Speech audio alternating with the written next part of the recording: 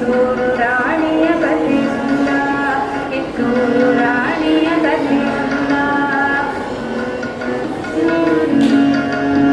ಬೆಳಗಾಂ ಜಿಲ್ಲೆಯ ಕಾಕತಿಯಲ್ಲಿ ವೀರಪುತ್ರಿಯು ಜನಿಸಿದಳು.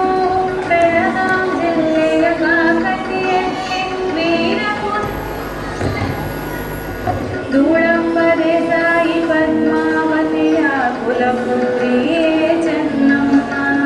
ಧೂಳಪ್ಪ ದೇಸಾಯಿ ಪದ್ಮಾವತಿಯ ಕುಲಪುತ್ರಿಯೇ ಚೆನ್ನಮ್ಮ. ನಾಡಿನ ಪ್ರಜೆಗಳಿಗೆ ನೀಡೇಳುವೆ ಮಾತೊಂದವ, ಸ್ವಾತಂತ್ರ್ಯಕ್ಕಾಗಿ ಹೋರಾಡಿ ಮಡಿದ ಕಿತ್ತೂರು ರಾಣಿ